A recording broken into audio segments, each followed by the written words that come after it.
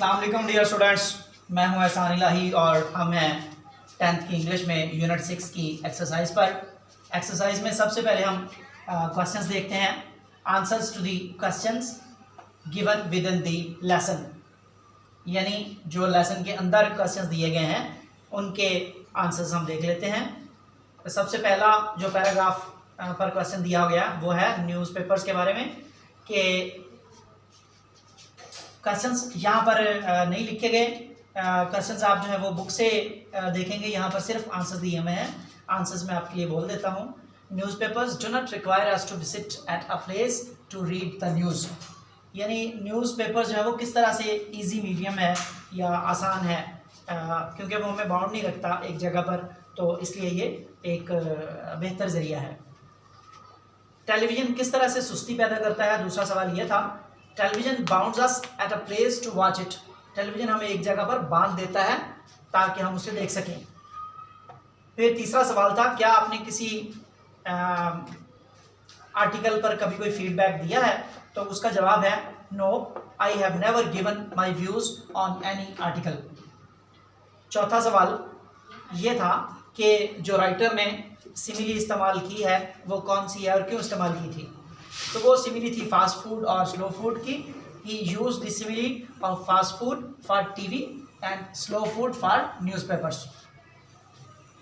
फिर है जी answer to the questions given in exercise. याद रखिए ये तीसरा जो क्वेश्चन है उसका आंसर दिया गया है, जबकि एक्सरसाइज में मौजूद पहले क्वेश्चन का आंसर भी वही है जो पैराग्राफ के पहले क्वेश्चन का आंसर है। इसी तरह से दूसरे क्वेश्चन का आंसर भी वही है जो पैराग्राफ के दूसरे क्वेश्चन का आंसर है। तो तीसरा क्वेश्चन पूछा गया है कि टीवी देखने के लिए जो है वो क्यों हमें सहूलत है, तो इसके लिए हमें मास्टरी ऑफ लैंग्वेज जो है वो नहीं चाहिए होती है। Viewing news on TV does not require the mastery of language, यानी हमें ज़ुबान की महारत जो है वो नहीं चाहिए होती, जबकि हम जब अखबारात वगैरह पढ़ते हैं तो हमें ज़ुबान अच्छी तरह से आनी चाहिए। फिर चौथा सवाल है कि हम फीडबैक जो है वो किस तरह अखबारात हमें इन डेप्थ कवरेज देते हैं, तो वो अपने एडिटोरियल्स के और कॉलम्स के ज़रिए से। Editorials and columns give us more in depth coverage. पांचवा सवाल था कि कुछ लोग एक से ज़्यादा अखबारात पढ़ते हैं, क्यों?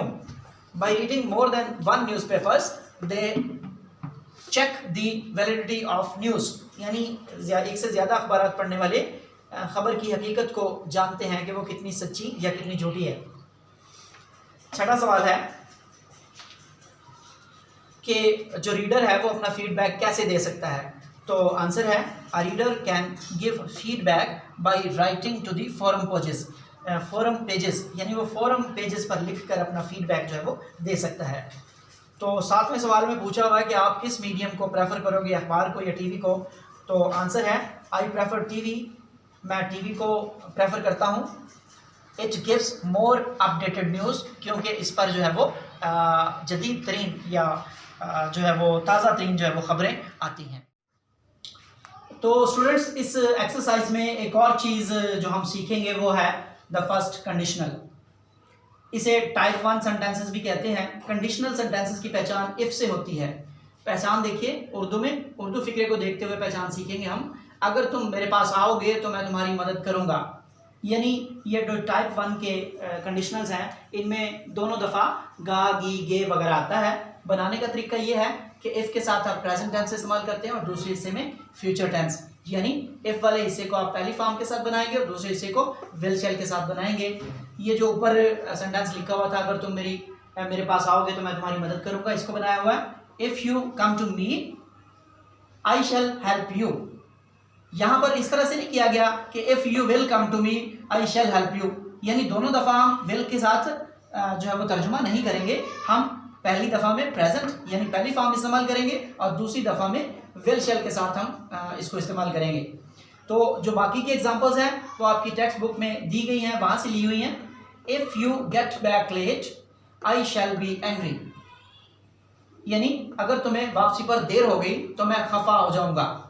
इफ़ वी वेट हियर, अगर हम यहाँ इंतज़ार करते हैं, वी शैल बी लेट, तो हमें देर हो जाएगी। And if we go on holiday this summer, अगर हमें इस गर्मियों में छुट्टियाँ हुई वी शैल गो टू ज़ियारत, तो हम ज़ियारत जाएंगे। If the weather does not improve, अगर मौसम बेहतर नहीं होता, we shall not have a picnic, तो हम पिकनिक नहीं कर सकेंगे।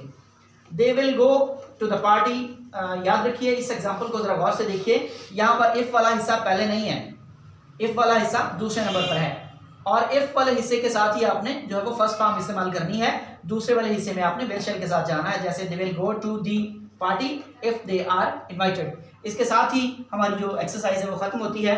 आइंदा हम इंशाल्लाह अगले लेसन के साथ फिर से हाजिर होंगे, तब तक के लिए खुदा हाफिज़।